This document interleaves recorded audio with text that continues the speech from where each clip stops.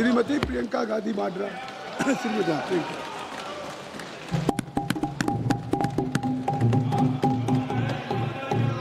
धन्यवाद अध्यक्ष महोदय जी, आपने मुझे इस विषय पर बोलने का मौका दिया। कुछ दिनों पहले हम राम मनोहर लोहिया अस्पताल गए थे। पुलिस लाठीचार्ज में घायल दिल्ली की उस छात्र की स्थिति जानने के लिए जो आईसीयू में अपनी जिंदगी की सबसे बड़ी लड़ाई लड़ रही है। हमसे कुछ ही समय पहले आदरणीय स्वास्थ्य मंत्री जी श्री जेपी नड्डा वहां गए थे और उनसे कुछ समय पहले अन्य नेता भी गए। जब तक हम वहां पहुंचे, उस लड़की की मां नेताओं के आने जाने से गुस्से में थी। सुन लीजिए, सुनिए, किसी की पीड़ा का मजाक नहीं उड़ाते। कोई भी हो, किसी की पीड़ा का मजाक नहीं उड़ाते। आप संसद में बैठे हैं, निशिकांत जी आप बना रहे हो। जब तक हम वहां पहुंचे, उस लड़की की मां नेताओं के आने जाने से गुस्से में थी। किस लिए आए हो? उसने आईसीयू के दरवाजे के बाहर खड़े होकर हमें पूछा। हमारे सामने कांपते हुए हाथ जोड़े कहने लगी कि धन्यवाद आप आए हैं, ठीक है, मगर मुझे किसी से नहीं मिलना, मुझे किसी से बात नहीं करनी। महोदय, उस मां की पीड़ा से उसका पूरा शरीर कांप रहा था, लेकिन उसने दृढ़ आवाज में कहा, सुबह से बड़े बड़े लोग यहां आ रहे हैं, एक के बाद एक वीडियो बना रहे हैं। वह भी आए जिन्होंने मेरी बेटी का ये हाल किया है। किस लिए? उसने हमसे पूछा। किस लिए? मेरी बेटी की बलि तो चढ़ गई है, लेकिन उसे कुछ भी हो जाए तो मैं उसके लिए अपने आप लड़ूंगी। मुझे किसी की मदद नहीं चाहिए, मैं अकेले लड़ लूंगी। महोदय, शायद मुझे यहाँ खड़े होकर सबके सामने ये बात नहीं कहनी चाहिए, मगर उस माँ की गुहार ने मुझे शर्मिंदा किया। उसके दिल के टूटने की वो आवाज़ जो अस्पताल की दीवारों से में गूंज रही थी, मेरे मन में अभी भी गूंज रही है। इसलिए उस माँ की इजाज़त लिए बिना मैं आपके द्वारा आदरणीय प्रधानमंत्री महोदय जी और आदरणीय गृह मंत्री महोदय जी से पूछना चाहती हूँ कि क्या ज़रूरत थी एक मासूम बच्ची पर इस तरह दमन करने की? क्या ज़रूरत थी उन छात्रों पर आंसू गैस चलवाने की, उन पर लाठियां बरसाने की, उन पर वाटर कैनन्स चलवाने की?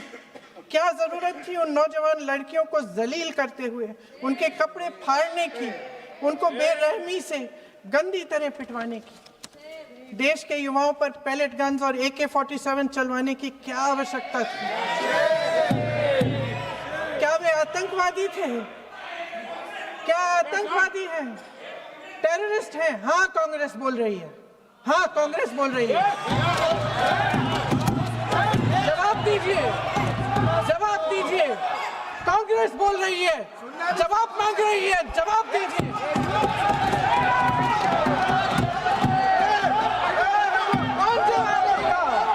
कौन जवाब देगा? गृह मंत्री जी जवाब देंगे। किसने ऑर्डर दिया? किसने ऑर्डर दिया पैलेट गन्स चलाने के लिए? किसने ऑर्डर दिया? आपके माध्यम से मैं पूछती हूँ अध्यक्ष महोदय, किसने ऑर्डर दिया? प्रधानमंत्री जी ने दिया? गृह मंत्री जी ने दिया? जवाब देंगे? पूरा देश पूछ रहा है, सिर्फ कांग्रेस पार्टी नहीं पूछ रही है, पूरा देश पूछ रहा है। अध्यक्ष महोदय, देश के माता पिता पूछ रहे हैं, छात्र पूछ रहे हैं, अध्यापक पूछ रहे हैं, पूरा देश आज ये पूछ रहा है। और आपकी जिम्मेदारी बनती है कि आप इस सवाल का जवाब दें। क्यों डरते हैं आप इस देश के नौजवानों से? क्यों डरते हैं आप इस देश की बुलंद आवाज से? और उस आवाज को दबाने का हक आपको किसने दिया है? महोदय, ये सदन यहाँ बैठे हुए सांसदों की जागीर नहीं है, ये इस देश की अमानत है। यहाँ बैठे हम सब इस देश की जनता, इस देश के युवाओं, बुजुर्गों, गरीबों, अमीरों और सब धर्मों, सब वर्गों के देशवासियों के सेवक हैं। हम उनके प्रतिनिधि हैं और ये सत्ता हमें उन्होंने ही दी है। इस देश का संविधान हमारी सर आंखों पे, इस देश का लोकतंत्र सर्वोपरि है, इसे ध्वस्त करना पाप है। यह करोड़ों जनता हमसे सिर्फ एक चीज मांगती है, जवाबदेही।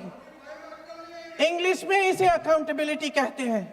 हमें सत्ता देकर, हमें यहाँ तक लाकर सिर्फ उसकी ये गुहार है कि जो हम करें उसकी भलाई के लिए करें, और अगर उनके साथ अन्याय हो तो हम उनके प्रति जवाबदेह बने और उन्हें न्याय दिलवाएं। पिछले दिनों हजारों बच्चे सड़क पर उतरे, उन्होंने अपनी पीड़ा व्यक्त की। गांधी जी के दिखाए हुए रास्ते पर अहिंसा और सत्य को अपने दिलों में रखते हुए, गाते, मुस्कुराते हुए शांतिपूर्वक प्रदर्शन किया। लोकतंत्र के सबसे पवित्र सिद्धांत के तहत उन्होंने अपनी आवाज उठाने का अधिकार कायम किया। ये उस भारत के बच्चे हैं जो गांव में रहते हैं, जो महानगरों में रहते हैं, जो छोटे कस्बों में, छोटे शहरों में रहते हैं, जहां माँ अपने गहने बेच देती है, पिता अपनी जमीन गिरवी रख देता है, एक परिवार अपनी पूरी जिंदगी की कमाई बच्चे के सपने पर खर्च देता है। और अब उन्हीं बच्चों को लगने लगा है कि आज इस देश में मेहनत से ज्यादा बेईमानी मायने रखती है, मेरिट से ज्यादा पैसा मायने रखता है। तब सिर्फ एक छात्र नहीं हारता, उम्मीद हारती है। इन परेशान बच्चों ने अपनी उम्मीदें आपसे साझा की। उनकी मांगे क्या थी? कि पेपर लीक करके उनके साथ जो बार बार अन्याय किया जा रहा है उस पर कार्रवाई की जाए, कि जो सिस्टम उनके भविष्य को कुचल रहा है उसे सुधारा जाए, कि जो माफिया उन्हें घेरे हुए है उसे हटाया जाए, कि जिस मंत्री के कार्यकाल में यह सब हुआ वह इस्तीफा दे, कि उन पर बर्बरता करने वालों पर कार्रवाई की जाए और उसके लिए माफी मांगी जाए। बस यही उनकी मांग थी ना, कि जो शिक्षा और स्वतंत्र अभिव्यक्ति का अधिकार उन्हें संविधान ने दिया है उसे कायम रखा जाए। महोदय, हमारे एजुकेशन सिस्टम में कुछ समय से बहुत खामियां भर चुकी हैं। बच्चों पे जो प्रेशर डाला जाता है उसकी वजह से सैकड़ों बच्चों ने आत्महत्या कर डाली है। उससे भी ज्यादा बच्चे डिप्रेशन में डूब रहे हैं। परिवारों पर बच्चों को पढ़ाने लिखाने के लिए घूस, capitation fees, tuition fees, coaching fees आदि के घिनौने दबाव हैं। लोन लेने पड़ते हैं, सामान बेचना पड़ता है और उसके बावजूद कोई गारंटी नहीं कि उनके बच्चों के भविष्य मजबूत बन पाएंगे, क्योंकि बेरोजगारी चरम पे है। इस सरकार ने रोजगार पैदा करने वाले सभी सेक्टर्स को लगातार कमजोर किया। एग्जामिनेशन सिस्टम खुद फेल हो गया है। पिछले दशक में 152 पेपर लीक हुए, 750 करोड़ छात्र प्रभावित हुए, मगर एक भी दोषी, एक भी माफिया को सजा नहीं।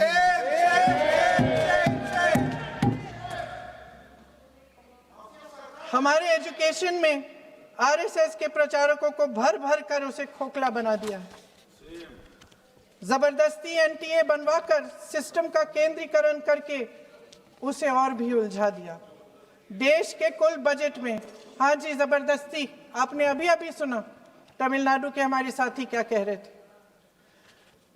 देश के कुल बजट में एजुकेशन बजट की हिस्सेदारी हर साल बढ़ाने की बजाय घटती जा रही है। 1.4 लाख करोड़ रुपया का पूरा बजट एजुकेशन बजट है और 1.32 लाख करोड़ सिर्फ नीट देने वाले 22 लाख बच्चों के परिवारों से हर साल खींचा जाता है। एक और शर्मनाक आंकड़ा भी है। 1.4 लाख करोड़ रुपया हमारा पूरा एजुकेशन बजट और 16 लाख करोड़ रुपए जो मौजूदा सरकार ने बड़े उद्योगपतियों के लोन माफ किए हैं। सोचिए कि इस सरकार की प्राथमिकताएं क्या है। सच ये है अध्यक्ष महोदय कि जिस तरह अस्पताल में उस छात्रा की मां का विश्वास पूरे सिस्टम से हट गया है, उसी तरह देश के युवाओं का भरोसा इस पूरे सिस्टम से टूट चुका है। और जब इस तरह देश के भविष्य हमारे युवा निराश होकर सरकार और सिस्टम से अपना भरोसा हटा देते हैं, तो उस भरोसे को फिर से बनाने के लिए सिस्टम के अंदर से जवाब नहीं ढूंढा जा सकता, उसके दायरे से बाहर निकलना पड़ता है, नए सिरे से ठोस प्रयास करने पड़ते हैं। अफसोस की बात यह है अध्यक्ष महोदय कि इतना हो जाने के बाद भी आदरणीय प्रधानमंत्री महोदय जी और उनके साथी इस सच्चाई को समझ नहीं पा रहे हैं। वे अभी भी ये सोच रहे हैं कि पीआर, नैरेटिव चेंज और पालतू मीडिया के सहारे एक बार फिर उनकी नैया पार हो जाएगी। परसों शिक्षा मंत्री जी ने शर्मनाक परिस्थितियों में अपना इस्तीफा दिया और कल यहीं मकर द्वार पर मेरे सत्ता पक्ष के सांसदों ने जिंदाबाद के नारे चिल्लाते हुए उनका संसद में ऐसे स्वागत किया जैसे मानो कोई सुपरस्टार पहुंच गए हैं। विडंबना देखिए महोदय, जब भूतपूर्व शिक्षा मंत्री को मुकुट पहनाया जा रहा था, स्वागत हो रहा था उनका, तब महाराष्ट्र में एक परिवार पेपर लीक पीड़ित अपनी बेटी की आत्महत्या का शोक मना रहा था। आपकी सरकार ने देश के करोड़ों छात्रों को क्या संदेश दिया? आपको किस बात का गौरव है, किस बात का अभिमान है? ये कौन सा अहंकार है? जहां आंखों में शर्म होनी चाहिए, वहां बेशर्मी और स्वागत के नगाड़े बजाए रह रहे हैं। एक तरफ मातम है, दुख है, यहां फूल माला डाल रहे हैं। कोई आप पर कैसे यकीन करे? प्रधानमंत्री महोदय जी ने नया शिक्षा मंत्री चुना, एक ऐसे व्यक्ति को इस पद पर आसीन किया जिसने एक गर्भवती महिला के बलात्कारियों की रिहाई पर अपनी सहमति व्यक्त की, खुशी जताई। देश की करोड़ों लड़कियों को प्रधानमंत्री जी ने इससे क्या संदेश दिया? सर, अखबारों में है। अखबार में नहीं, मेरा कुछ भी बोल के चले जाते हैं क्या? अरे ये तो कैसा क्या है इनके पास? ऐसा ही कोई आरोप लगा दीजिएगा, कोई नियम कानून नहीं है।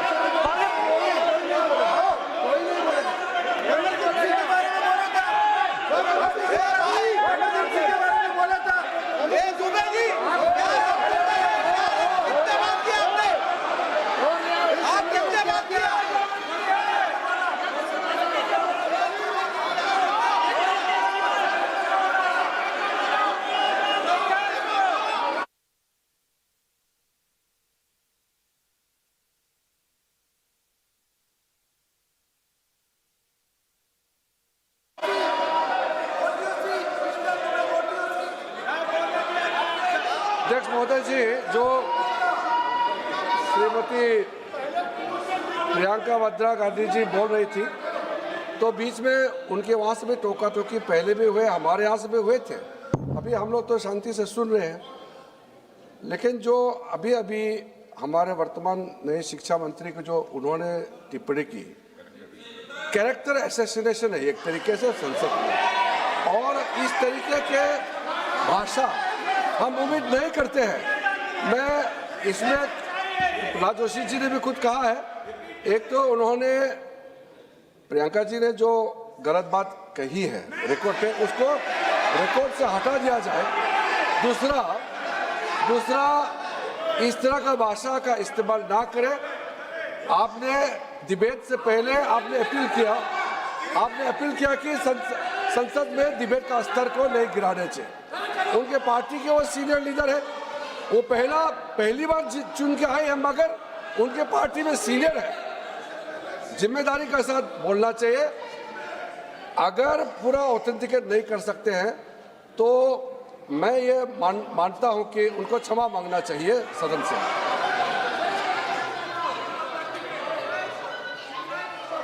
मेरा मत ये है, सदन के अंदर ये सदन सर्वोच्च लोकतांत्रिक संस्था का सदन है। इसका एक एक शब्द हमेशा रिकॉर्ड में रहता है। मैं माननीय सदस्य से आग्रह करूंगा कि बिना तथ्यों के हमें इस तरीके के सदन के पटल पर बात नहीं करनी चाहिए।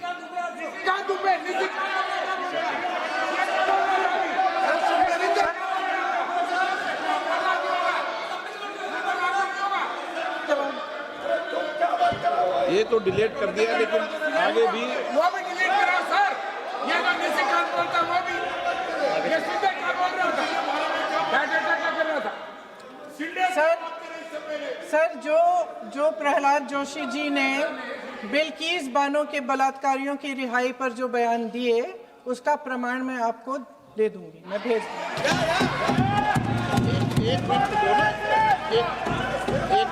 मैं ऑथेंटिकेट करूंगा। स्पीकर का डायरेक्शन 115, उनको पहले ऑथेंटिकेट करने कहिए सर। ऑथेंटिकेट करेंगे उसके बाद वो आगे बढ़ेंगे, ऐसे नहीं होगा। पहले ऑथेंटिकेट करने दो सर। उनको ऑथेंटिकेट करने के लिए कहिए, ऑथेंटिकेट करने कहिए उनको।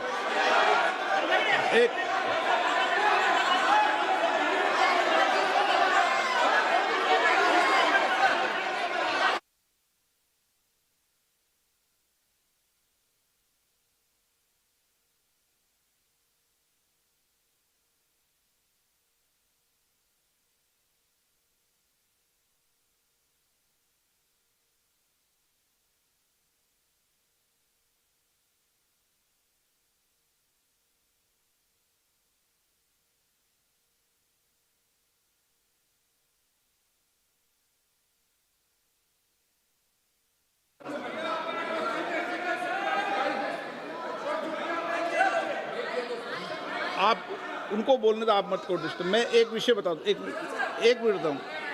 नियम 353 के अंदर फिर मैं एक बार स्पष्ट कर दूं, किसी भी सदस्य द्वारा किसी भी व्यक्ति के विरुद्ध मानहानि या अभियोगात्मक प्रकृति का कोई आरोप नहीं लगाया जाएगा जब तक कि सदस्य ने अध्यक्ष और संबंधित मंत्री को पर्याप्त अग्रिम सूचना नहीं दे दी हो। यह व्यवस्था है।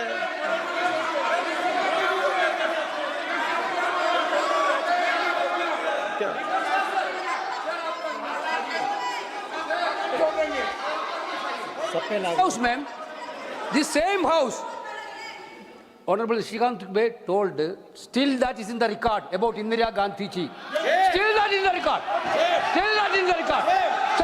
Sir, you are not removed, sir. बोलो, आप भी बोल लो।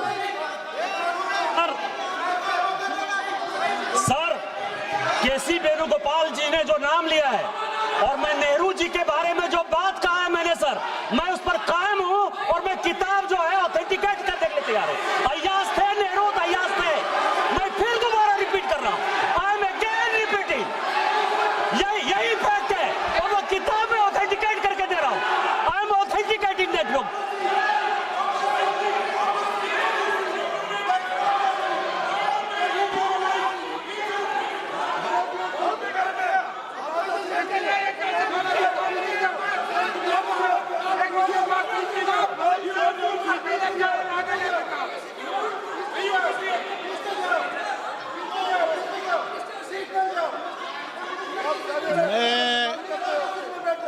मैं जब आसन पर होता हूं, जो मैं व्यवस्था देता हूं, चाहे सत्ता पक्ष हो या प्रतिपक्ष हो, मैं समान व्यवस्था देता हूं। मैं जब आसन पर होता हूं,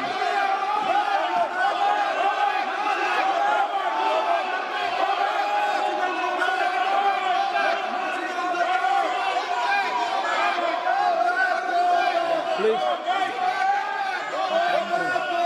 बोलने दो। आप उनको बोलने दें, उनको बोलने दें। नो, अरे आप उनको नहीं बोलने देना चाहते? चलिए 114 प्लीज चाहिए। सर, प्रियंका जी को ऑथेंटिकेट करना चाहिए और जो मिस इन्फॉर्मेशन कर रहे हैं, नहीं तो मिस इन्फॉर्मेशन के लिए कार्रवाई करना चाहिए सर। एक कुछ भी बोल के चल सकते हैं क्या? और procedure for the minister the correcting the mistake 114 में अगर वो आपने जो रूल का जिक्र किया 353 में, मुझे कोई नोटिस नहीं दिया है, मैं इधर प्रेजेंट हूँ और मैंने ऐसे कैसे बिना ऑथेंटिकेशन बोल सकते, मुझे बिना नोटिस दिए हुए। इसलिए मैं इसको खंडन करता हूँ और उसको एक्सपेल करना चाहिए और उनको माफी मांगना चाहिए।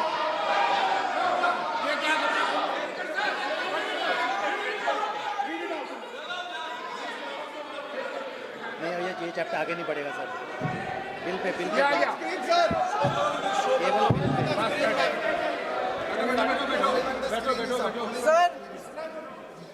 Sir here is a newspaper माननीय आर्टिकल सदस्य, सर अरे आपने पूरा बुक ले गया आपने बुक ले गया सकता है sir written by a respected माननीय journalist. सदस्य, I will authenticate using this, sir. आप माननीय सदस्य प्लीज इसको छोड़ दें।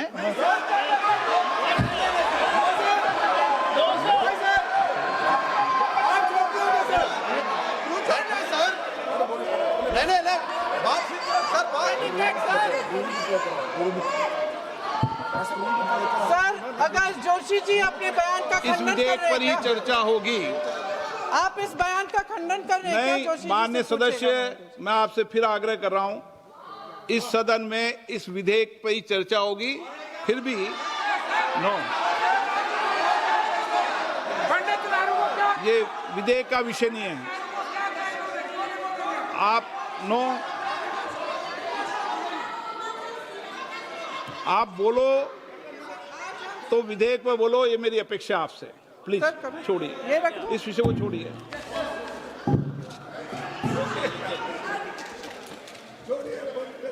आज हम सदन पटल पर एक ऐसे विधेयक में संशोधन पर डिबेट कर रहे हैं जो 2024 में पारित हो चुका था और इसमें मुख्य संशोधन यही है कि पेपर लीक के अन्य अपराधों के लिए सजा बढ़ाई जाएगी। मगर जब से ये विधेयक पारित हुआ तब से अब तक इस सरकार ने एक भी अपराधी को सजा नहीं दी।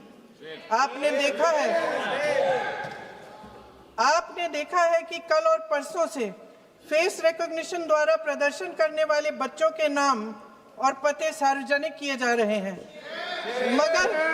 मगर यही काम पेपर लीक करने वाले अपराधियों के लिए अभी तक नहीं किया गया। ना इस विधेयक में पेपर लीक रोकने के कोई ठोस कदम है। इससे देश के युवाओं का भरोसा कैसे बनेगा? अध्यक्ष महोदय, आदरणीय प्रधानमंत्री महोदय जी को आपके माध्यम से मैं कहना चाहती हूं कि शायद उन्हें अपने सलाहकार बदलने चाहिए। वे असलियत से एकदम टूट चुके हैं। नई कमेटियां बनाने से काम नहीं चलेगा। उनका अध्यक्ष चाहे कोई भी हो। राधा कृष्ण कमेटी भी व्यवस्था में सुधार लाने के लिए बनी थी। आज तक उसकी एक सिफारिश लागू नहीं हुई है और इस नई कमेटी में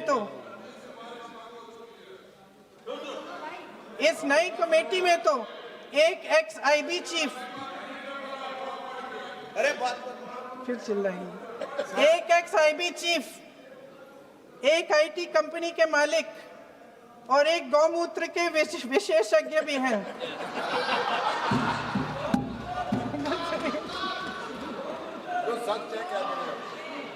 इन्हें शिक्षा के बारे में क्या पता जी? सर सच है। आप आज मेरे से नाराज हो रहे हैं। मन मुस्कुरा लीजिए। उनको आपने भी चुनाव लड़ा।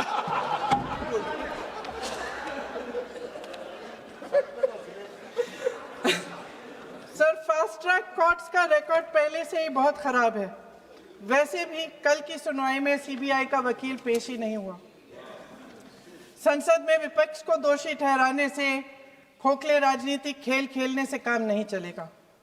आप जेन जी का भरोसा वापस जीतना चाहते हैं तो नए एंगल से अपने फोन से नए वीडियो बनाने से नहीं होगा।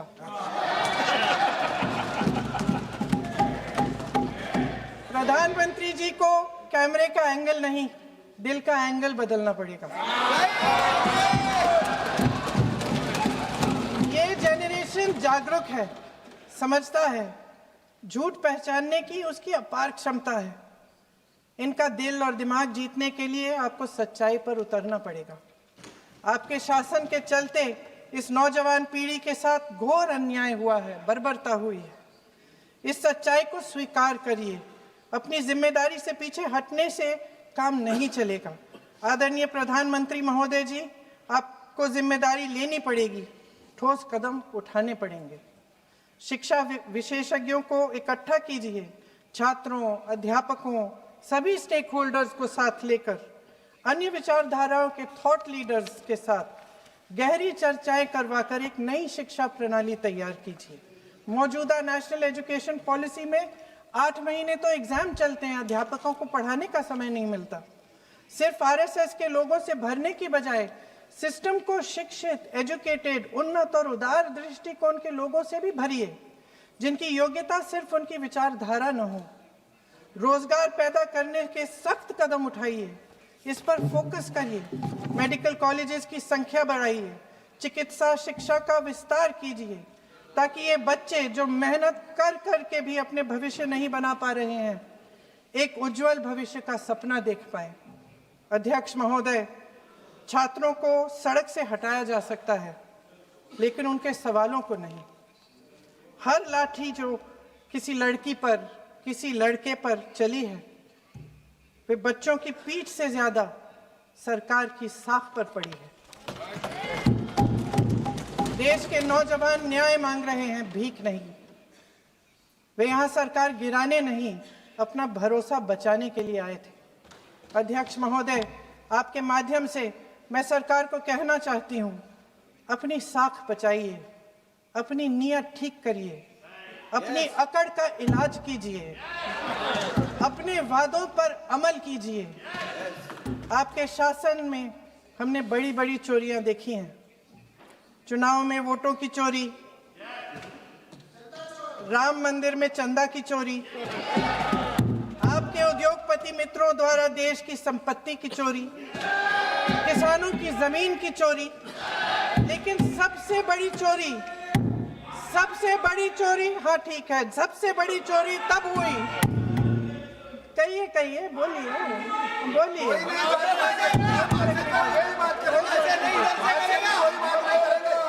सुन लीजिए, शांति से सुन लीजिए, शांति से सुन लीजिए। आपको मौका मिलेगा, आप जितनी भी चोरियों की बात करना चाहते हैं आप कर लीजिए, अभी मेरा समय है। सबसे बड़ी चोरी तब हुई जब देश के नौजवानों के भविष्य, उनके सपने चुराए गए। भविष्य की चोरी, सपने की चोरी किसी भी चोरी से कहीं बड़ी होती है महोदय। अगर देश का युवा निराश हो जाए, अगर देश का युवा निराश हो गया, उसकी उम्मीद टूट गई, तो सबसे बड़ी हार भारत की हार होगी। और हम कांग्रेस और विपक्ष के लोग जान दे देंगे, मगर भारत की हार नहीं होने देंगे। जय हिंद। सर, अब तो मुस्कुरा लीजिए, भाषण खत्म।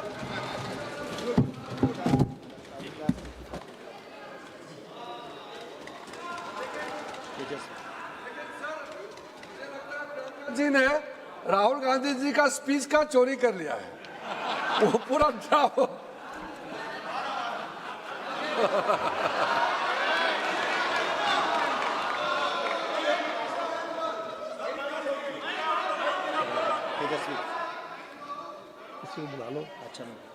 तेजस्वी सूर्या,